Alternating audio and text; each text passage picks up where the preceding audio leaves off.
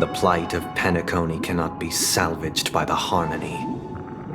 The true foundation for a sweet dream paradise can only be established through the order where the strong govern the weak. I know the suffering of being tormented, the turmoil of losing your way, how sorrow and even despair set in when matters don't work out. All of this causes me unending pain, because this is not what happiness is at all. We must teach the weak how to live a happy life. And this life isn't some noble propriety that the upper crust preaches, but in definitive terms, a way of survival that belongs to everyone. So what is your definition of living a happy life? Good question. Human consciousness is fundamentally an illusion, a cage known as self-worth. People lured in by this illusion make mistakes, yet still ask that external influences bear the burden. When one mistake after the next permeates the masses, they become impossible to trace. Thus, the amassing of these individual cages culminate to form a prison, a place dictated only by the rule of survival of the fittest.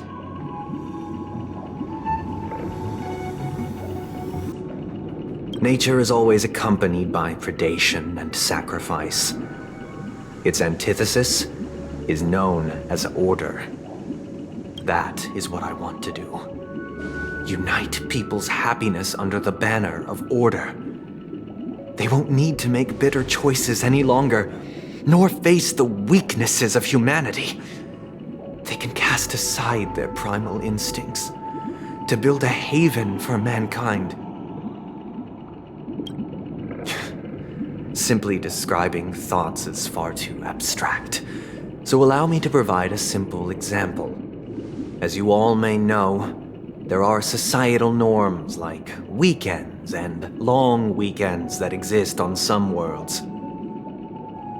During these hard-earned rest days, people are given the chance to extricate themselves from the stresses of everyday life, allowing a certain tranquility to return to their souls. And it is only on these days that people do not have to adhere to the law where the strong prey on the weak. They can live out their lives happily during these brief intermissions. It's just a pity that 2 or 3 days are still too fleeting compared to the span of a lifetime. From where I stand, society's ideal system should be 7 rest days. Following Sunday, there should ensue a second, a third, and indeed an infinite procession of Sundays. This should be the face of the new world. Idyllic, eternal, peaceful days.